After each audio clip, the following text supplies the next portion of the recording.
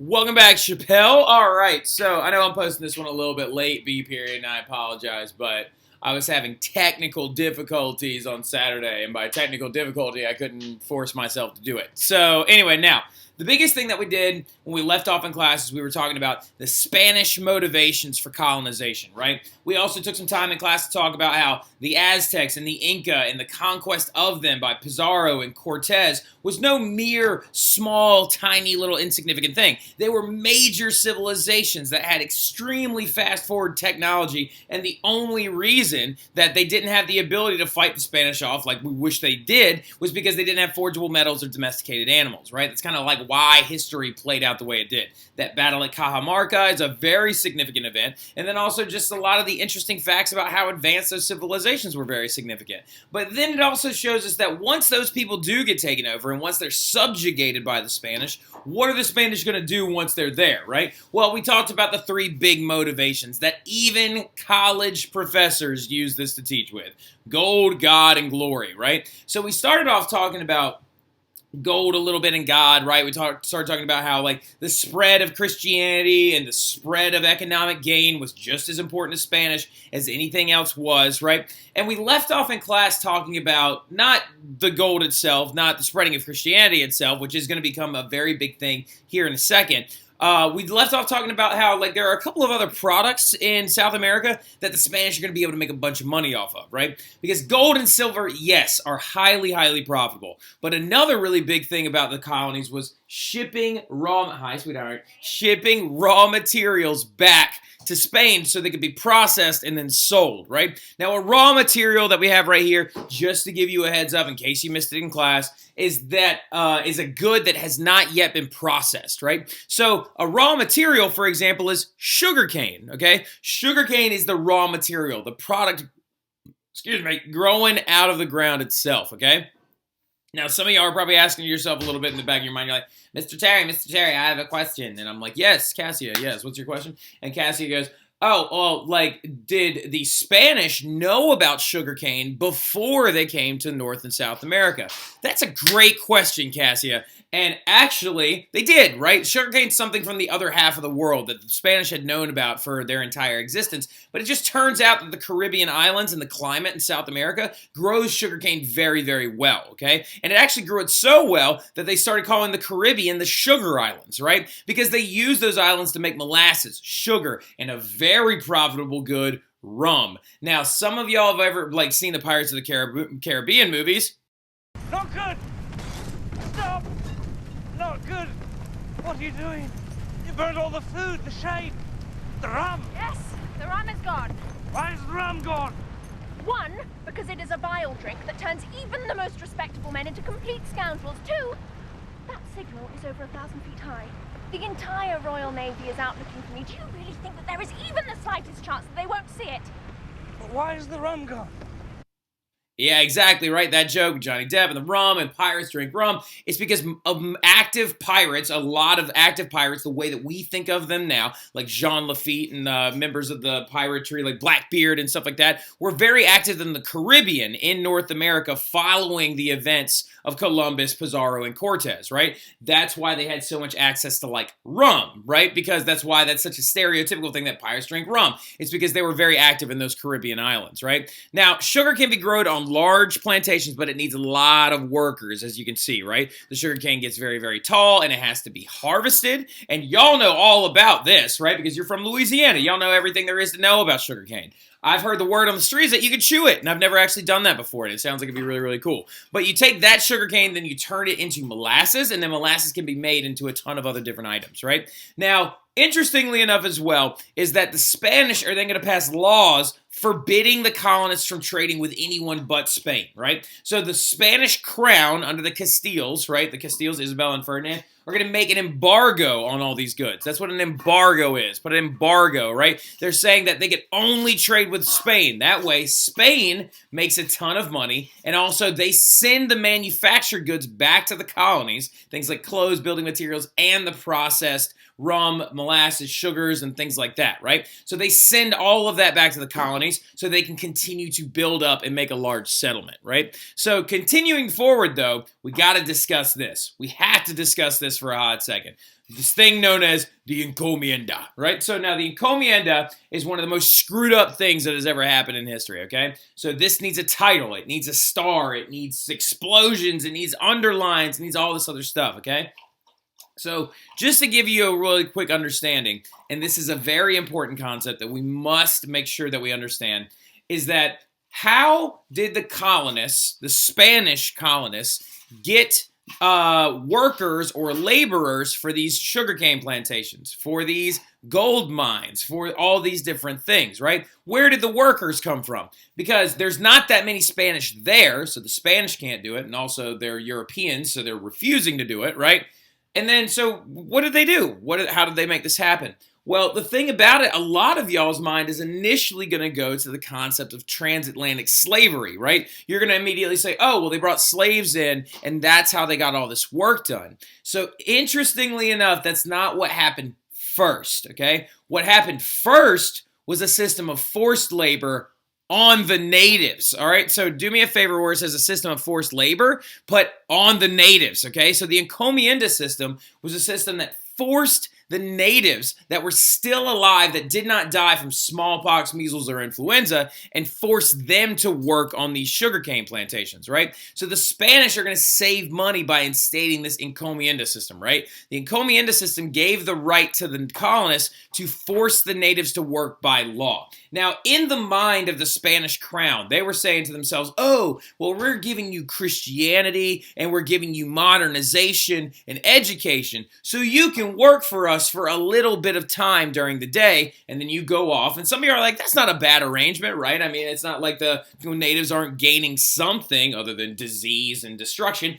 So it's not like they're not getting something in return for this exchange. But the way it actually happened in real life was that the natives got next to nothing beneficial for themselves because they were not interested in converting to Christianity. They didn't want these modern pieces of technology. They didn't ask for any of these things. And then the Spanish just kind of forced it on them and then forced them to work for pretty much the entire day, right? And if the natives refused to work, the conquistadors had full right to hunt them down and try to kill them if they kept refusing to work. That is absolutely wild, right? The fact that literally that they could just force these natives to work, that you're the foreigner, Spain. You're the ones that aren't from here, but yet you have the ability to force the natives to work on these sugarcane plantations and in these mines. And in the mines, they were doing terrifying jobs, and we'll get to that here in a second. But this right here is an image of the Encomienda. They're actually planting sugarcane in the ground, and as you can see, these natives right here, who may be Aztec or Inca or possibly Maya, they are actually being forced to work by this Spanish overseer who's holding a whip in his hand, right? So it did not play out like this nice little system like the Spanish thought it would. It played out much more like a system of slavery, right?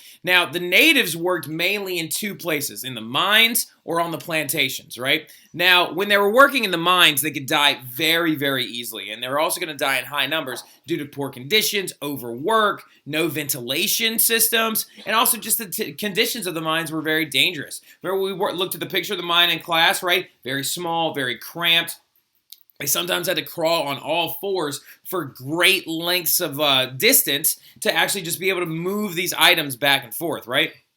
Now, native children were particularly used to get in small holes, drag carts, and open ventilation windows inside the mines. Why? Because they were smaller, right? This is probably a native child that's actually dragging a cart of ore that's going to be brought out and actually sifted through to find the gold inside of it, right? And as you can see also with the candle that has been strapped to this child's forehead, they had no electricity, so they are literally using candlelight to try and move a way through. And if that candle goes out, you're now operating in complete darkness, right? You're never going to be able to find your way out of there, okay? So this is a terrifying situation, and they're being forced to do this with that Encomienda system, right? I have a question. Yes, ma'am.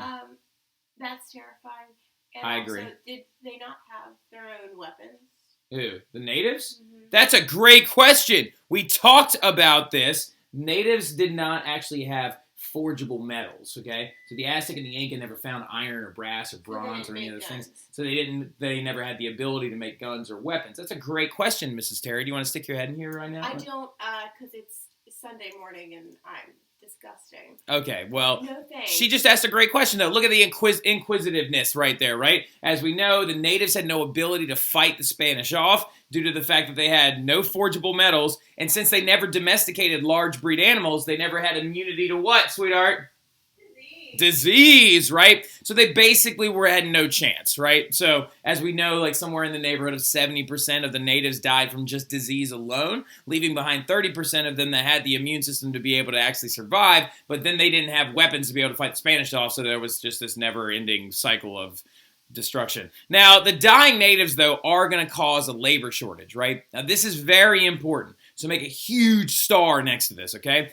When the natives are dying out from the Encomienda system, the Spanish are then going to start bringing in slaves from Africa by the boatload, okay? So to try and subvert or fix the labor shortage problem, instead of them themselves working on these plantations and making sense, they decide to subjugate another group of people, which are these people from Africa, right? And they start bringing them in. Now, some of y'all are probably immediately asking, well, Mr. Terry, why didn't they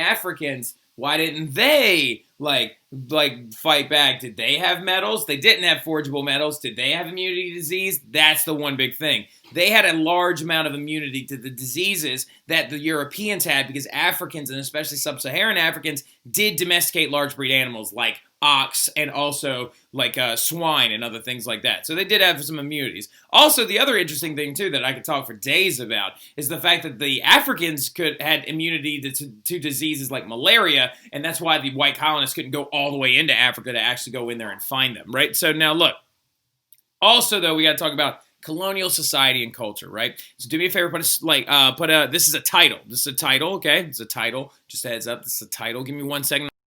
Like I said, this is a title, all right? I know I said that like 8 times, but it's a title. Now, so we also have to discuss, now that we understand how these colonies are operating with their labor, now what, right? How these colonies, we know, are now operating with their labor, and they're like using the natives and then from the Encomienda system, and then once they're dying out, then they start bringing in slaves, right? We know what they're working on. We know that they're working in the mines. We know they're working on sugarcane plantations, right? But that's not all happening inside of these new colonial cities, okay? So cities are starting to pop up in these colonial areas. For example, there are ones that are very old and go all the way back to Spanish colonization, right? For example, Puerto Rico, right, literally means rich port, right? And it's because it was one of the wealthiest ports in all the Caribbean islands for the Spanish to use, right? San Juan became a very, very major area for commerce and the bringing in and out of goods, right? So they're starting to create these little cities and towns, and they're going to include homes, markets, government buildings, harbors, etc. Social classes are going to begin to develop, and many races are going to be able to start mixing, right? Now, this is very interesting, okay? Spanish colonies are the only places that the racial mixing happened, right? Now, jot this down really quickly. Why did this occur? Why did the Spanish allow this? Why were they so much more lenient about the mixing of races in their colonies, whereas the English were 100% against it, right? So a lot of it has to do with the type of person coming over to colonize these areas, right? Most of your Spanish colonists are actually single men, all right? They are single men. And so since you brought over all of these single men and they're not coming over in family units with a mother and children and things like that, then, you know, racial mixing unfortunately did occur. Now, since it happened on such a large expanse, the Spanish had to figure out ways to make allowances for it, right? So they started creating new social classes. So what you had after that is 2 new social classes, right? Mestizo, which was Native and European descendant, and that is the origin of what you believe to be Latin American, right? So as the natives and Europeans began to actually form family units, have children, things like that, a person who was native and half European was known as a mestizo, right? So, and a person who was half African coming over for like slavery purposes, which is again a nightmare that we'll talk about later, and European descent, they were known as mulatto, right? Now that word we are using in a historical context. It is not a culturally appropriate word anymore, okay? But in the historical context, that is what they were referred to as, okay? But it's just important to know that racial mixing was allowed and permitted in Spanish colonies while it was not permitted in colonies from other places, right? Now, some of you are like, Mr. Terry, what are you talking about colonies from other places? You haven't even started on that yet. You're right, because now we got to get into the idea of North America, right? So when we've been talking about this whole time, we were talking about the Spanish settling areas in South, Central, and North America, right? So we know that Spain took over everything here in red, okay? But two other European powers are going to take over large areas in North America, right? And those two powers are France and England, right? So now, Spain and Portugal settled Central and South America, but other Europeans have eyes on North America, right? And the first one to get involved is going to be France, okay? So France decides that they're going to try and go over and settle the areas of North America due to the fact that the Spanish have no intention to actually, settle the northern territories of North America, right? Mainly because they don't believe that there's any economic interest in it. They're like, we're not going to make any money off that stuff. We can't grow sugarcane there. We can't grow coffee beans there. We can't grow anything there. So we have no want to go there. Well, the French decide that they want to go over there and they want to settle those areas and see if they can find a way to make a lot of money. Well, they do find a little bit of cash and a little bit of money there at first, because by the mid 1550s, Spain or France is going to end up. No, that's not true. That's not true. Not by the mid 1550s. By the early 1600s. It's by the early 1600s. The French are going to occupy almost half of North America, right? And the French are going to put their main focus in Canada, and they're going to call Canada New France, right? And they're going to settle a province known as Quebec, right? So, and Quebec to this day still speaks French, all right? So, French Canada or French Canadians, the reason why they do that is because the French were the first to actually settle in that area. Now, the French population is going to grow very, very slowly. All right, so they're going to grow ridiculously slow in the late 1500s due to the fact that they don't have a lot of large settlements. And the reason why they don't have a large settlements, jot this down. The reason why they don't have a lot of large settlements and they're growing so slowly is because the climate in North America is so harsh, right? The winters are so harsh that they didn't know how to survive in them. So 9 times out of 10, what happened, the main source of revenue was coming over and actually trapping fur game and bringing that back to France, and then also fishing and then bringing that back to France. Now furs, let's go ahead and talk about what furs are going to be the big ones that they actually find and make a lot of money off of, right? They make a ton of money off beaver and muskrat fur, okay? And the fishing, what'd you say, sweetie? That's very cute. What, beaver and muskrat fur? Yeah, that's for some beavers. Oh, God. I don't want to, Miss Josie would destroy a beaver. I mean, when you think fur coat, you're not thinking beaver. Well, they're not actually made for fur coats. The beavers were made much more for hats. Well, hold on.